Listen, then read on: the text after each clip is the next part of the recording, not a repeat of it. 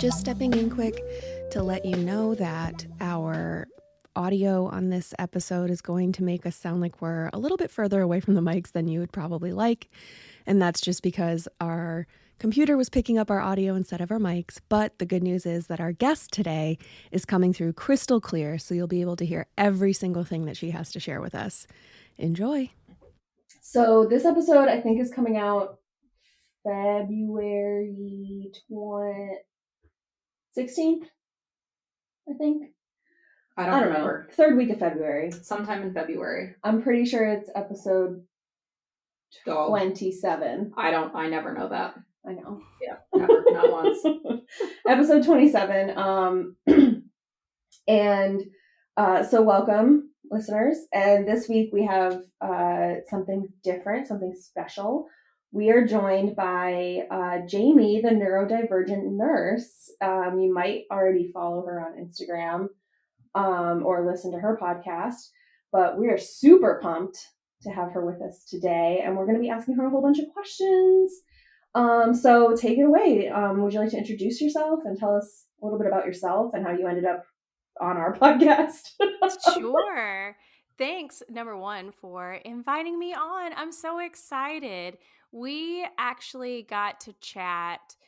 I guess maybe it was back in November that we had like a little meet and greet, and we got to become great friends. And I loved every minute. So I've been looking so forward to today coming to be able to spend time with you again. But yeah, my name is Jamie. I am a registered nurse, and as you said, I have a great Instagram account that really is all about ADHD, and it is helping other people recognize symptoms of ADHD as well as feeling like they're part of a community and feeling like they're not going through the struggle that comes along with it alone, as well as some funny things just to be like, oh, somebody else does that dumb thing too. That's hilarious. But that's really what that account is about. The podcast itself is a little bit more of, even though it says the neurodivergent nurse, it doesn't really cover things in healthcare. It covers ADHD, whether it's time management issues, whether it's motivation. I also have some great guests that are on from time to time as well. Like I just put out an episode with a stylist who taught us how to plan appropriately to wear clothes that is just not overwhelming to us, or to go out and buy things with purpose, because if you're like me, it's all or nothing. I'm going to buy 8 of those outfits instead of being able to look and see what I need. But it's just that kind of stuff on the podcast. This is one of 4 identical sweaters I have in different colors. So yes, ma'am. And Katie will laugh because I'm constantly buying things in 4 different neutrals. But then I don't ever have to worry about matching because I just know everything will go together. Uh-huh. My husband will ask me, he'll say, so what shade of black are you wearing today? Because that's pretty much the only color that I own. I'll have the same black sweater, like 5 of them. Yeah. Garrett dressed up as Wednesday Addams one year for Halloween at work, and nobody understood that she was wearing it. And I didn't have to buy anything. It was all stuff that I just had. Yeah, she got really mad about it, actually. I did. I was mostly mad because I had added eye bags in that were much darker. And it took half the day for somebody to be like, oh, is that Wednesday Addams? I was like, yeah. I mean, that's pretty good if you add eye bags and that's what gives it away, because that would just be another Monday for me. So yeah, that was wild. Or just didn't wear cover up, one of the two. Right, yeah. Lately it's been the cover up for me. Yes. My eye bags have been out of control. Yeah. So do you have an ADHD yourself? Or is this just something? Yes, I was diagnosed in December of 2020, which was not very long ago. So only 2 years ago did I get my ADHD diagnosis. And in February, I think, is whenever I started the Instagram account and the podcast, somewhere around in there. So what was the catalyst for you to get that diagnosis? That is a great question. Well, one of my good friends, she kindly and gently asked me one day if I have ever been evaluated for ADHD. And in my head, I thought ADHD was what a lot of people think. It's the 6-year-old kid that's bouncing around and can't stay in their seat. That little boy, he's just always on the go, and we're going to give him medicine to subdue him. Mhm. That type of thing. So that was what I thought. And that certainly did not look like the picture of me ever. Yeah. And the things that she saw was more of I was very sensitive to rejection, that I dealt with imposter syndrome, that I always felt like I lucked into my roles and awards or anything that I did. It was just because I got lucky. And I never felt good enough and I never felt smart enough and things like that. And in one of my whining to a friend moment, that was when she asked me, because too, I thought that just being rejected or being sensitive to rejection was just part of me and who I Right. was and my makeup. And that's amazing too, because those are symptoms I didn't realize were symptoms until we really got into this research. Yeah. And I was like, I mean, the rejection sensitivity dysphoria that we did, I'm still amazed by. The same thing with the emotional dysregulation, I think was like really shocking for me. So it's really interesting to me that those are what she picked up on as Yeah. indicators, as opposed to, can you just please focus on this one thing for Mhm. 5 minutes, which is, I think, so common for people to Yeah. have be what makes them think maybe I need to be evaluated. And Yeah. my sensitivity to rejection was pretty severe. And I dealt a lot with social anxiety as a teenager and even into my 20s. There would be times where I couldn't walk by a mirror and look in it for weeks at a time without crying. Or I remember having panic attacks because my friend said that she wasn't going to be at a race that I was at. And we had planned to go there. And I could not make myself get out of the car to walk up to where a group was standing to applaud people that I did know that were running across a finish line, and just being paralyzed by that feeling and trapped in my own body. Mm-hmm. Yeah. So did you have an anxiety diagnosis before you had your ADHD diagnosis? No, I mean, I was just aware of it. I didn't feel like I needed to have a diagnosis, that it was something that I needed to try to work through. And Mm-hmm. I did do a lot of work with it, but I'm from the South. Mental health is not one of those things that is well advertised or well, what is the word that I'm looking for? It's not condoned much here. You know, there's so Yeah. much lack of awareness that it's not a dirty word Which is so to say tragic. mental health. Oh, for sure. I mean, a lot of that I think we can still we're, from up north, but Mm-hmm. it can still eke its way in to an extent. Like I think definitely age based. yeah. I mean, I even see the awareness that like Gen Z has, and I'm amazed. I'm like, man, good for you that you're having those conversations at 17 instead of stumbling into it at 37. Mm-hmm. Is just really amazing to me. So, I mean, I think that's a positive part of it, that it is becoming more of a conversation. I think one of the positives of social media really is connecting people that Absolutely. have those types of issues and kind of allowing more maybe open and honest communication that they would be comfortable having in person too, since that's what we relied on and were really awkward as teenagers. So Yeah. that we Who's definitely, not? Are there teenagers that aren't awkward? I don't I know, some of mean, the ones I see now, I'm like, Oh, yeah. on more TikTok, together I'm than like, me. well, shoot. Yeah, like you're 14 and you're cooler than me. And I you're was about to say, probably and I still don't look like that. So, so when it was pointed out to you, like, have you ever been evaluated? Did you really have to like fight your providers for that diagnosis? Did you have kind of an in because you're a nurse and you knew who to ask, or was there anything? The end. I don't know. There was no way to better phrase that question. I didn't know where to start. I didn't know, do you start with a therapist who can diagnose you with it? And that took a bit of time to try to figure out. And I have a best friend who is a physician here in town.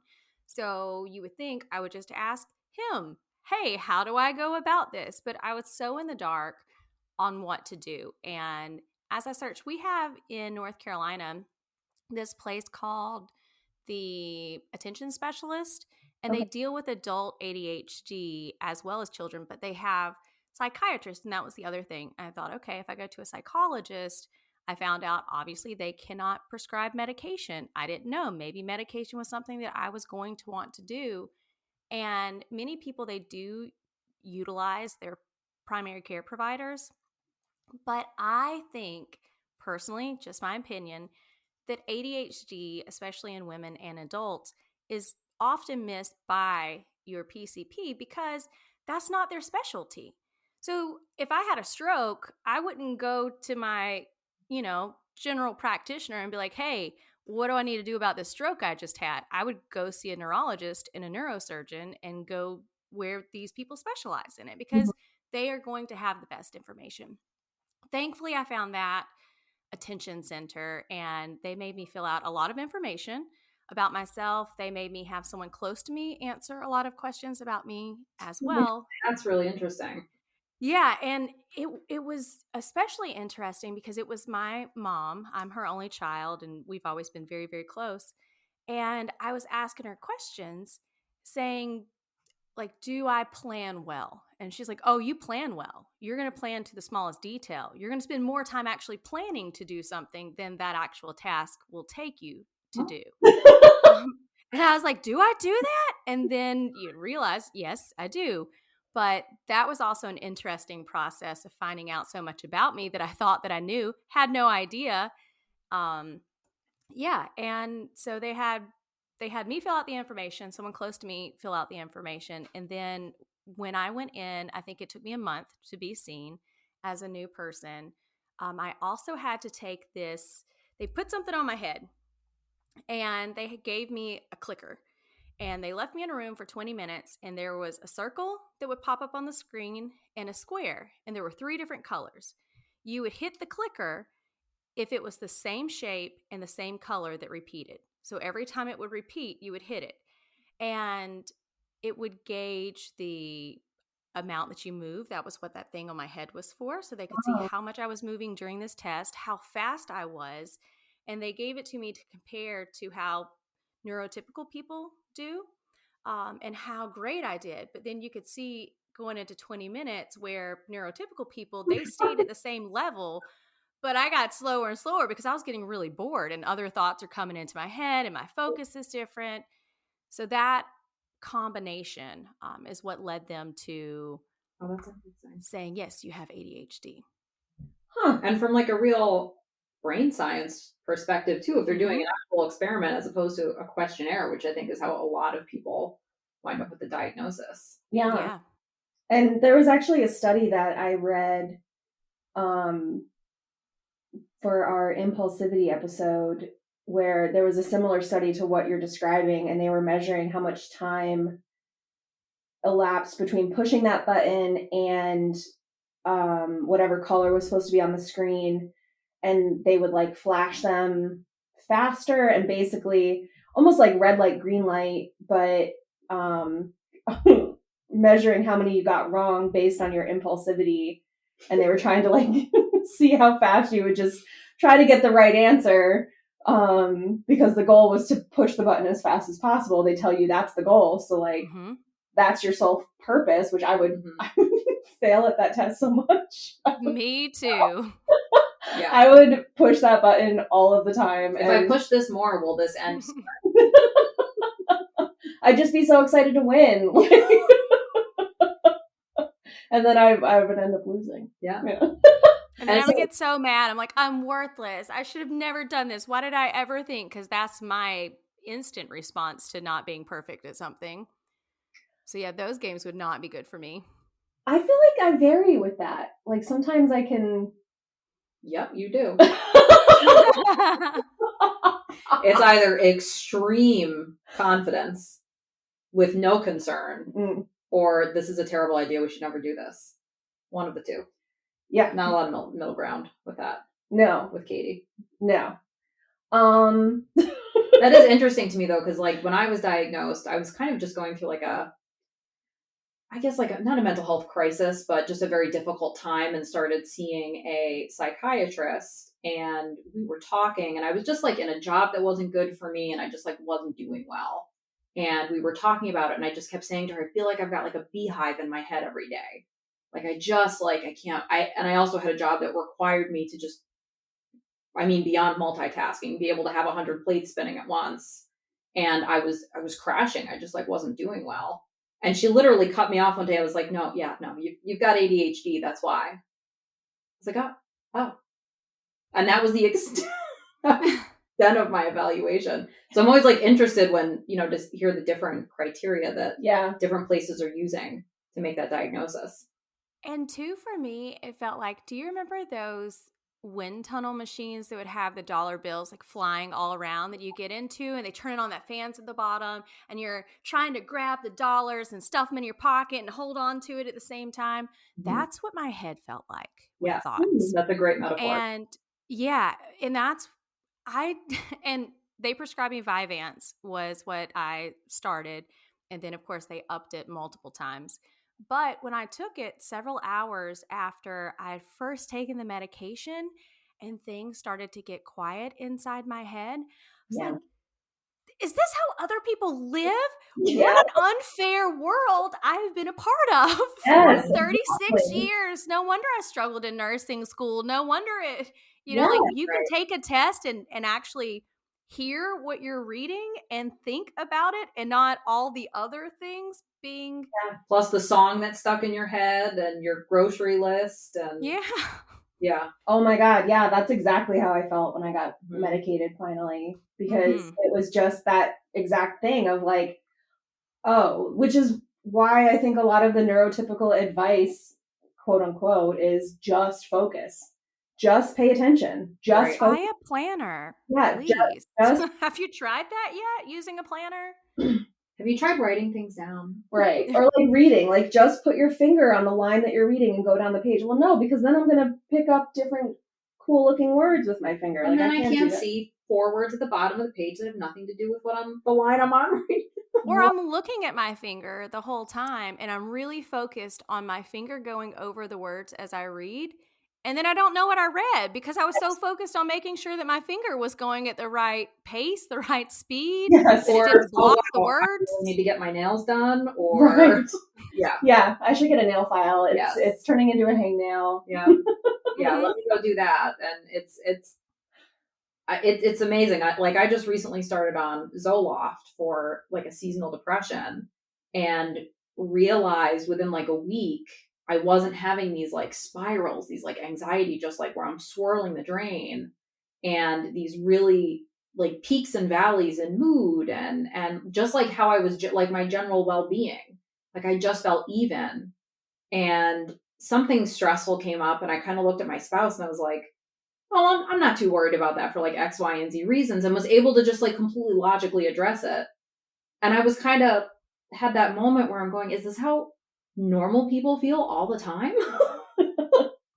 Is this how nice of a world would that be to not have that knee-jerk reaction, but knee-jerk initiation, right? Because it just keeps going from there. It's not one reaction, like you said. It's this whole chain of vortex, right? Mm-hmm. Yeah, no, true. Yeah, it was very, I mean, that's kind of what inspired our podcast, was that feeling of like, wait a minute, the whole time you all were just quiet inside? Yes. What? Yes. Like, you could just pick up your laundry off the floor. You didn't have to step over it until you tripped 3 times, and then you were finally inspired to put it into the hamper right next to where it was on the floor. Yes. Or people that can just, I've always been amazed at people that can just sit and work. Yeah. Like with a period at the end of it. Where it's not like, I'll find myself 6 times during the day texting my spouse like, hey, we should do with some elaborate plan that I'm thinking of while I'm doing my work. Yeah. That my brain is just, it is like, sometimes I feel like I'm on like a faster treadmill. Yeah. And I'm just going so quick, and everybody else is going normal speed. And then I'm also impatient. So I'm like, what? Why is everybody going so slow? Yeah. The impatience really is. Yes. is fierce sometimes. It is. So when you got your diagnosis, apart from thinking like, holy cow, I can't believe how quiet everything is, did that change your experience, especially professionally as a nurse, and change your perception of yourself and how you thought other people were perceiving you? It 1000% changed how I saw myself. When I was in there and the psychiatrist told me, you do have ADHD and you have social anxiety, I started crying because I felt like she was a carbon copy of me, number one. She understood because I cheered middle school, high school, and college. I was captain in college. Like, I was the top girl. I didn't mind if people would look at me because it was something I was great at. And that they saw that greatness, they didn't see Jamie. But then after practice, walking, let's say we had a place called the Bears Den at college that was full of students, and I'm so thirsty. I couldn't open the door to go in where the vending machine was because everybody would turn around and look at me, and I had to go get in my car and drive across town to go get something to drink. Mhm. And she understood that, and she actually started telling me, I bet you've had this experience and that experience, and this is how you felt. And for the first time in my entire life, I felt seen in Mm. that way. And I broke down. I was crying. And I suddenly realized I wasn't lazy. I wasn't a snob or snob. I wasn't a slob. Nobody's ever thought I was a snob. But like, I wasn't all the things that I have told myself for over 3 decades. And also what other people, including my ex-husband, called me on a daily basis. That Mhm. it wasn't a characteristic of Jamie. It was a characteristic of ADHD. Yeah. And that completely changed how I started going about existing in the world. Mhm. That's But lovely. at work it was a lot better too. I think that it's mostly due to the medication though, because it helps a lot with social anxiety as well. Mhm.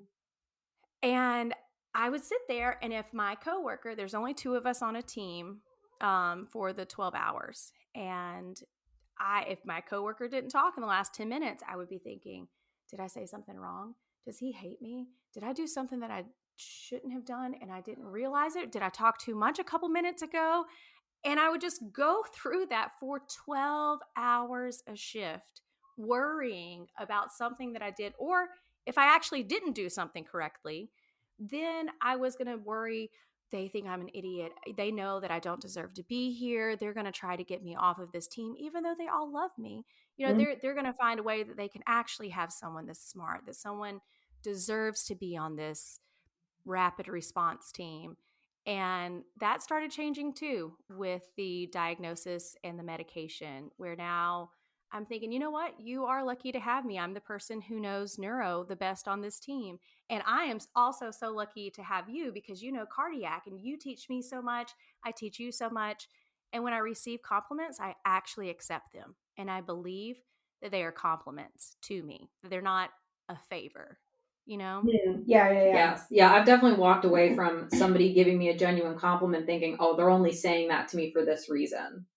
Or, they're only saying that because of this, like this exception, not Or because they they feel really sorry for me. right. So they need to they have to say that because they really feel sorry for me Or because that of left who I out am. feeling, Yep. feeling like, oh, they don't know that I just am lucky. Yep. And I didn't actually do that. I just got lucky and, oh, the chip, like that happens to me a lot, Mhm. actually. Because I do appellate arguments, so it's all written submissions. So if we win, like I've had opposing counsel, say, "Oh, that was a great argument," blah blah blah. I'm like, well, I can talk myself out of any compliment. Well, Yeah. The facts are really in my favor. It's just that their witness was really poor, Yeah. not like financially, like they were just a poor witness. Right. They were just bad at it. But so there's like so many different things that I can talk myself out of, but yeah, there's a certain part of it where I think having that diagnosis now I can be like, no, I did the damn thing, like fuck Yeah. you, I'm Yeah. great. Yeah. Yeah. Like, Mhm. Yep. without having that inner monologue of totally talking yourself out of that and being convinced that there's a motive or that it's not real or it's fake or, you know, whatever it is, to really be able to genuinely accept that there's a lot of personal growth that comes with that too. Yeah. And I mean, you think about like the way that kind of embeds itself. What, you know, when I'm upset, sometimes I'll think, well, okay, remember that one time when somebody said to me that I was really good at this and like how that made me feel. And it, you know, to kind of like boost myself up sometimes because it's so easy to get into that spiral when you get knocked down. I've also noticed at work too that not only do I not hit those downward spirals like I used to, I get frustrated when physicians don't listen to me. And before, I wouldn't get as mad. I'm like, okay, well, they're a doctor. They know what they're talking about more than I do. But now there's times where I'm like, no, what I'm telling you is because, we're 911 inside the hospital. So a lot of times the doctors don't come to the bed. We do. And when I call you and I tell you this is what a patient needs and this is how I feel, and they give me pushback, I've learned no, I need to push back too because I do know what I'm talking about in this situation. Whereas before, I would be more timid and no, if this patient has the best outcome by this intervention, then I'm going to push forward unless you can tell me why they don't and not just say no. Yeah, absolutely.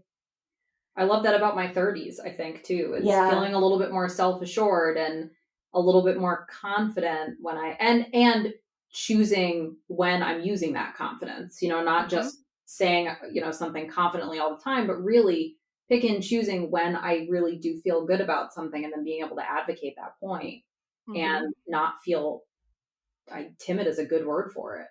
Yeah. I think that's come a lot like in my 30s. I've noticed that, which is great. I like being feeling entitled to take up space. Yeah. Even if I'm observing or something, but yeah, I agree. I think that's into the 30s plus my diagnosis has really been that like I deserve to be in this room. I think this podcast too. I mean, it's made us like I definitely got my diagnosis and kind of I don't know, shrugged it off and was like, well, like there's nothing I can do to change it. So it is what it is. I medicated for a while and then stopped and, you know, only did it like when I needed to, like when I really needed to focus. And didn't really think too much about it.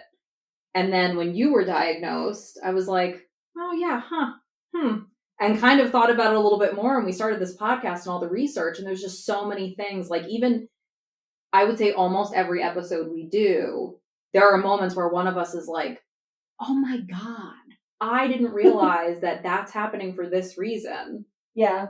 So it's definitely been like an evolving thing, but the confidence that it's given, at least speaking for myself, sometimes we'll say to each other, like, we're business owners, and we kind of like get a little giddy for a minute, but it's really like, no, sometimes I do know what I'm talking about. And sometimes I do feel like I'm entitled to share my opinion. And I definitely think it's made me more confident in a lot of different areas. I think 30s podcast diagnosis has just put me in a much better place than I was 10 years ago.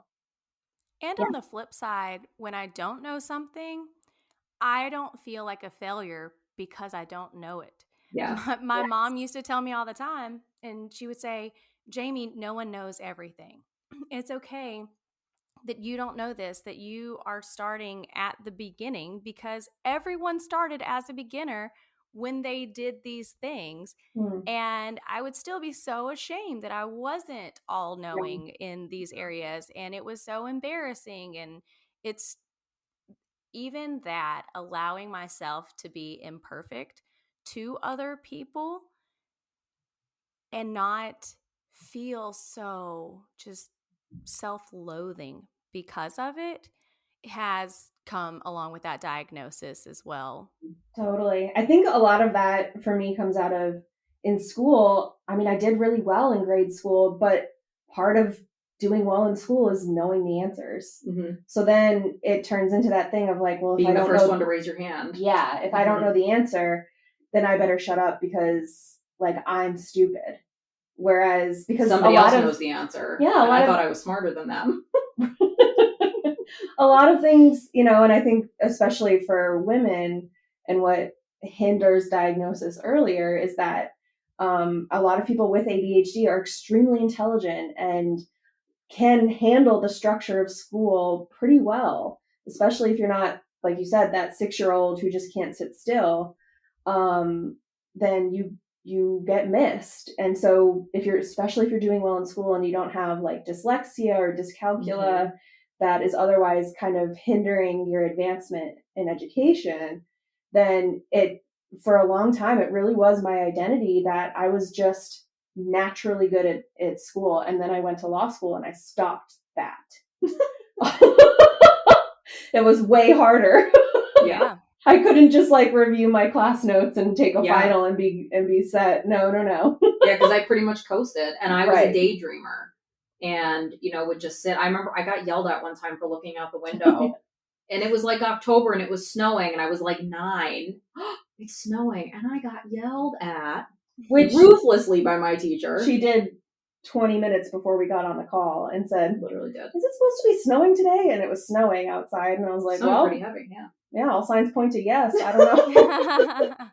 So nothing's changed. But I think it's, and we talk about that a lot too in the podcast, is I just think there's so many women our age where now this is coming up as a topic, and it's like, wait a second. And I've actually had 2 different people in my life who have reached out to me since the podcast came out. Like, you know what? I was just talking to, my doctor, or I was talking to my therapist, and they mentioned this to me as an possible ADHD diagnosis. And I'm like, oh my God, that's great that you're getting clarity, because I know that feeling. Yeah. Where you're like, oh my God, that's what's going on this whole time. So I think there is, I think one of our big goals is like removing the stigma of all the things that come with it, in addition to how great it is to have the clarification. Oh gosh, I'm sorry. Let me mute this. I mean, that was perfect timing. Oh, the clarification. Bing. Yeah, exactly. That's a good point. That was good timing. Oh yeah, can you like mute notifications? Oh no. Yep, I can. Let's see. Garrett's laptop is a menace. It to is. our podcast on the reg. But usually we're just in the same room and we don't have to worry about yeah, it's usually not a big deal. We can mute the laptop and it's no problem. Okay, that should be better, I really hope. Not on my microphone. That's close. So were there any tools, like I noticed after I was diagnosed, and I would say really doing the podcast too, that there were all of these little things, structure I had built into my life that were done to counteract these symptoms of ADHD that I didn't realize I was doing for that reason. Like, were there things that you do that you were doing because of ADHD that you did not realize until diagnosis? No, not so much. Because I mean, I don't have a very routine oriented life. So I didn't have to quite do the structures that a lot of people utilize, because I don't have to be up at 8:00 Monday through Friday and work from 8 to 5 and those types of things. So my day has always been, just kind of like wherever the wind blows, that's how I'm going to be. But I will say I didn't realize or recognize that I loved travel nursing. I did it for 4 years, passionately loved it. And I didn't realize it's because people with ADHD enjoy novelty so much and enjoy seeing new things and learning new things. But that wasn't quite built into the structure. It was just something that I learned to do that I really enjoyed. That was based on my type of brain. Oh, I totally get it. Yeah. I mean, that's why I love the law. It's like I get to solve a new puzzle every day I go into work and put the pieces together. And sometimes it's all the same. Like your patients might be on the neuro floor and have some sort of neurological issue, but the exact cause of it or the exact presentation of it can Right. vary from person to person, and the same goes for my cases. Generally the facts are all the same. I do workers' comp. It's an injured person. I mean, it is what it is. But the circumstances of it are just a little bit different in every case. So I get to solve a new thing, and it's kind of like that cheerleading thing. Like, I could go to court and I have no problem standing up there and making my argument. I know I'm good. It's just afterwards, if you want to talk to me in the hallway, that I'll break out in hives and pass out in my car afterwards. Right. Yes. Which, I mean, rapid response now, it's exactly like what you're saying that you love so much. We get a call and say, hey, my patient, their heart rate's 150. Can you come up and see them? Sure, I can come up and see them. And now I get to figure out, well, is this a cardiac issue? Do they have a bloodstream infection that we aren't treating? So let me review the labs and see, oh, well, their white count has gone up 5 points. Is there a source of infection that it could be? And start putting all of that together and then activate like a code sepsis to fix the patient instead of saying, hey, let me give you something that's going to make your heart stop for a couple seconds and restart, and let's hope that's what works, and which would cause more damage because we don't take care of the underlying problem. Yes, I love puzzles. I love work puzzles, that type of thing. Right. Your life puzzles, no thank you. That's for the birds. Jokus, but And I think there's a lot of like something that I've started doing. I used to, and I don't know if it's pre-diagnosis or if it's just being at a different point in my life. And I think it's part of that confidence that we were talking about, but I would try and like square peg round hole and try and force myself to do things that didn't work for me because that's what other people were doing. And that's what I should be able to do. And like setting myself up for failure all the time. Mm-hmm. And I've just started trying to work with myself instead of against myself and find a way for something to work for me that maybe isn't the way everybody else is doing it. I will also add, because you mentioned that something stood out. I struggled so much as a nursing student. I struggled even once I became a nurse and passed the boards with working in the ICU. Everything's a priority to us, right? We don't know how to prioritize because everything is either an emergency or it's not. We can't figure out. I mean, if somebody's heart stops beating, obviously that's going to bump giving blood pressure medication over here. But good call. when, astute assessment. I didn't get that great 100 nurses this year in North Carolina for nothing. But so I really struggled with being able to keep up with every lab that was due at a certain time and medications that are due and all of that. And I could not understand how I would still be running around taking care of my patients and my coworkers would be sitting and charting. How are they doing this? And then nurses have what's called a nurse's brain. It's kind of like our report sheet, but I developed a sheet that was absolutely perfect for me to keep up with all the things that needed to be done, all of like the input and output, history that neurotypical people who don't have ADHD will not want is too much work for them.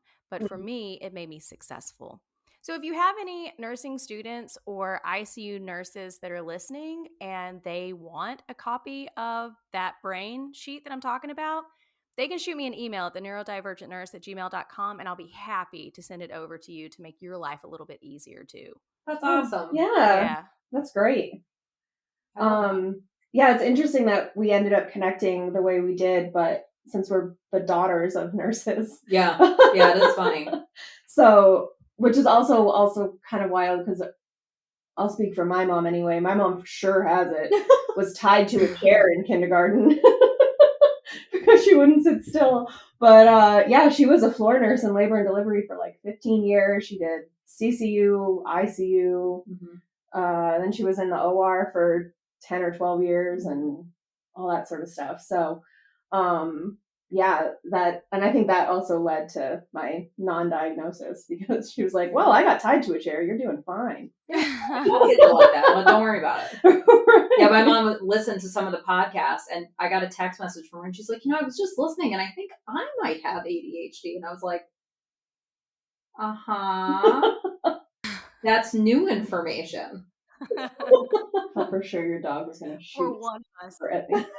You might. There's time. My dog was not tolerant of being in a separate space from me and is insisting on laying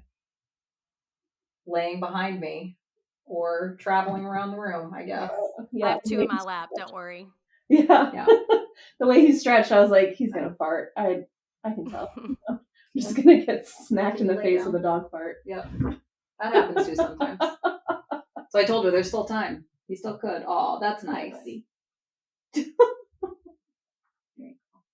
Okay, settle down. Do you have any tips? I mean, as a medical professional, people who are looking to be evaluated or diagnosed, advocating for themselves? Because I know, like, I personally have a hard time advocating for myself in a medical setting. Yes, of course. If anyone is seeking to be evaluated, one of the things that I highly recommend is getting a notebook and a planner. No, I'm just kidding. But really, getting a notebook and writing down the things that come to their mind when they think, oh, I am lazy. I have a hard time. If I have a test coming up in a week or a paper that's due in a week at midnight on Friday, I start my paper at 10 p.m., all the research and writing it to turn it in by midnight. Write those things down, because when you are face to face with a provider, you're going to forget. The provider, when I was sitting there, she said, what sounds really bother you? And I was like, no, there's no sounds that bother me. Yes, there are. Anything that is loud and sudden, I can feel it on my skin. There's even sounds like at nighttime, if everything else is quiet around me and I hear something outside, I can literally feel it. I hate loud sounds. I close my ears whenever I'm watching fireworks. So, yeah, write down the things that come to your mind that you think would potentially point towards ADHD, because you may not remember it. And it may be very important to share that with them so they know what they're working with. Garrett is dying a little bit inside. There's so many sounds. Yeah, she really struggles with sounds. Although her husband called us both out. He was installing like a new coffee bar thing. Yeah. And made like this loud some kind metal of on granite noise or something. And we both went, ah! And he was like, calm down. What is wrong with the ADHD kids? But like, yeah, we both got called out so hard by it, but it was so involuntary. Yes. But yeah, I know exactly what you mean. If I have my eyes closed at night and there's a loud noise, I can like see the color of the noise, like in the back of my eyelids. Or feel it in my teeth or my spine. Yeah. And I was like, oh, I'm just psychic or whatever bullshit explanation I gave to that before. And not again, that I'm sensitive to sounds. That wouldn't make sense. It's got to be that I'm psychic. And I mean, really, sensory stuff, until we started doing this podcast, I thought I was just quirky when it came to that. I mean, there's just material I don't like and things I don't like to touch. And I realized as we were talking about it recently, and I was like, my mom has certain textures she won't touch. My grandmother has certain textures she won't touch. So it's just like funny to look at it in this context. I'm like, that just makes perfect sense. Yeah. Mm-hmm. Totally makes sense. Or if my sleeve gets wet, it's the end of the world. No, that's true though. So yeah, that's a great idea, having a notebook on hand to write that down as it kind of happens. And if you are a woman, if you're a female, oftentimes we will be diagnosed with anxiety and not ADHD or depression. That's another first step diagnosis. If you truly believe that you have ADHD, which you may believe that you have it and you don't, that's also a possibility. And there's nothing wrong with that. It may, quote unquote, just be depression or anxiety, which is also terrible to deal with and difficult in many ways. But if you honestly believe it and you go and you see a provider and they tell you, nope, you don't have this, you can have a second opinion. not all doctors, not all PAs, not all nurse practitioners are created equal. And they're not going to be right 1000% of the time. And it doesn't make you a bad person. You don't seem like you are drug seeking by seeking something that you think will benefit you in the long run, because you have to live your life, not that nurse practitioner, not that medical doctor.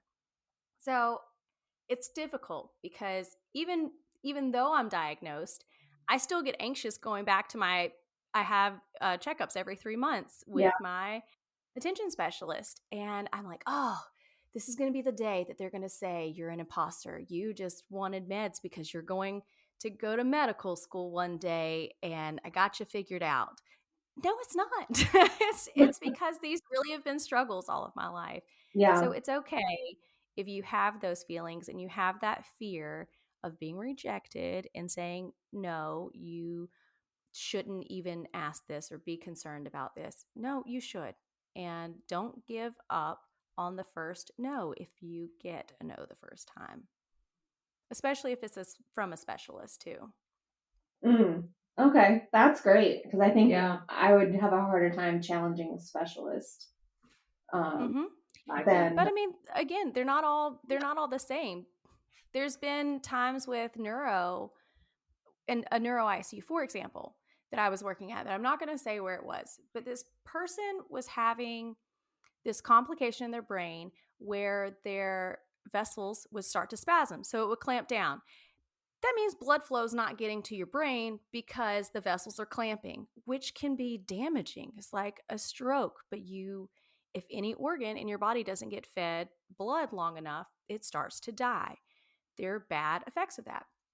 So I tell the doctor when he comes by, hey, I noticed she has on a nicotine patch. And nicotine causes your vessels to constrict, it causes them to clamp down. But she's naturally going through this because of a brain injury she just had. So I'm sure it was an oversight, whatever. I just want to let you know so that you can discontinue the nicotine patch. And he told me that that was just a theory. The nicotine causes vasoconstriction. what? Didn't they make that whole movie about it called Thank You for Smoking? Where the guy Yeah. was like, the only reason I survived is because I'm so unhealthy with all these coffin. And I mean, I've I worked at smoke. Johns Hopkins, Mass Gen, Yale, Duke, Right. a lot of the top, I've worked at 6 of the top 50 hospitals in the country for neurology and neurosurgery. So, just an example of how not all doctors, even the specialists, are created equal. Yeah. For sure. I mean, I was like in my early 20s and had all of these symptoms of polycystic ovarian and said to my gynecologist at one of my like annual checkups, I think I have this. Like I have all of these other things. And he immediately said, no, you don't have that. That's not what's Wasn't going that on. after you went to the ER with a ruptured Yeah. ovary? I Or had had ruptured I cyst? had an ovarian cyst rupture like a couple Oh, years before that and wound up in the emergency room. And he looked me right in the face and said, oh no, that's not what's going on. And I mean, like 5, 6 years later, after the same conversation with him every time, I happened to see somebody else at the same practice. And the first thing she asked me when she walked in, after looking at my chart, has anybody ever talked to you about polycystic ovarian? And I was like, I'm going to scream. I'm going to scream. Ask your colleague about it because I mentioned it to him 6 years ago. mm-hmm. It's really, like for me, it was very frustrating because I'm like 20. I'm not going to tell this adult man who's been practicing medicine for 25 Mm. years that I think he's wrong. Um, so I just accepted it and then just kept continuing to deal with the same things I was dealing with. Yeah.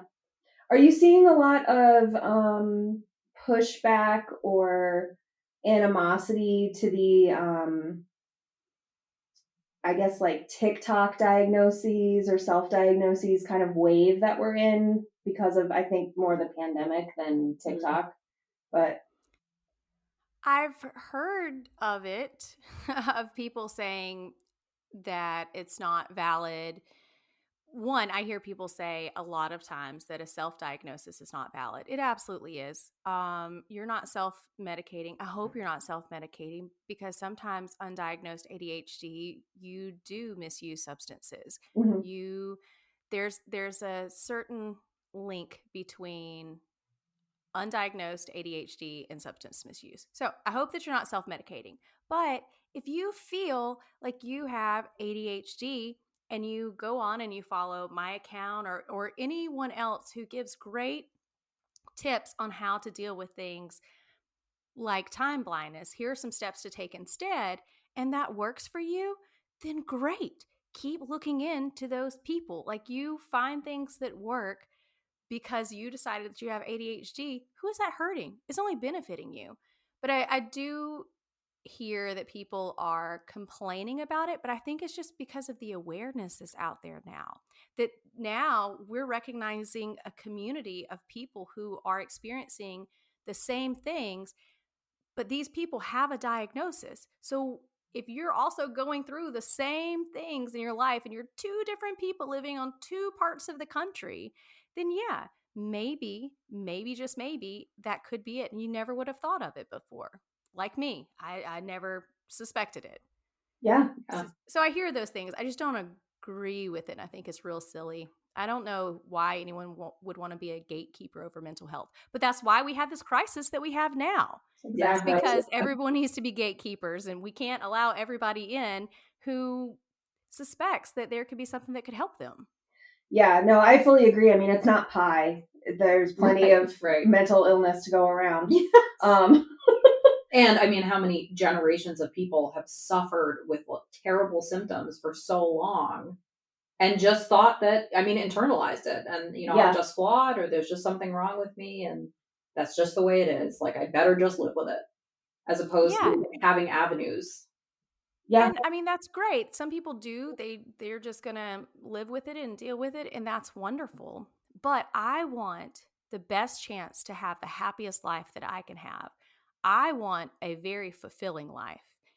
And with that came for me not worrying every 2 minutes if someone hates me. For that is me being able to walk out in public and not feel ashamed of myself. I didn't realize how debilitating my life was and how much I was held back from my own self until the last 2 years.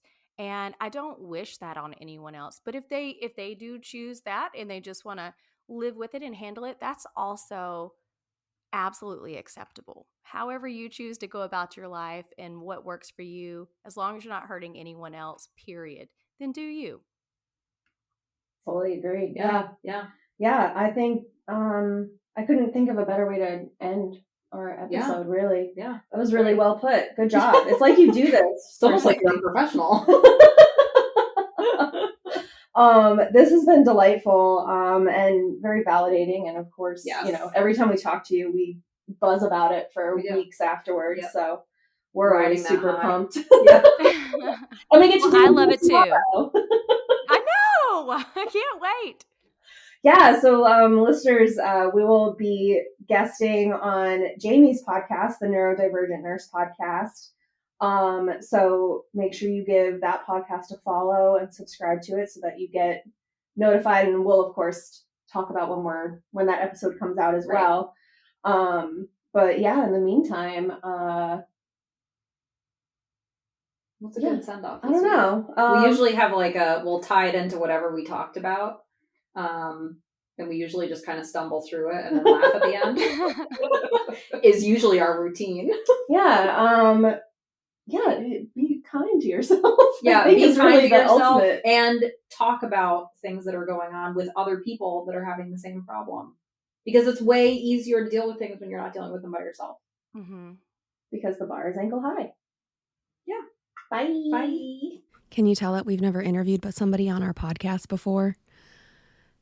We forgot to ask her during the episode, but you can find Jamie, the neurodivergent nurse, on Instagram at the neurodivergent nurse, and you can find her online on her website at theneuroDivergentNurse.com, and her podcast comes out every other week on all podcast streaming platforms, and her podcast is also called The Neurodivergent Nurse. She is super friendly, super engaged on social media, and I'm sure you would really get a lot out of following her today. Thanks for tuning in. We'll be here next Thursday with another episode to tingle your ear holes. In the meantime, the best way to support us is to follow us on Instagram at The Bar is Ankle High, and to subscribe and leave us a 5-star review on your preferred podcast streaming platform. We have merch that you can find at bit.ly/anklehighmerch, and you can even support us on Patreon if you have a few dollars to spare and you want access to ad-free episodes and bonus episodes. We have a lot of fun over there, and those bonus episodes get posted every other Monday, so you can get double the Ankle High Pod in your life whenever you want it. You can find a link to that at the link in our bio on Instagram or at patreon.com/thebarisAnkleHigh. Until then, remember to be kind to yourself because the bar is ankle high.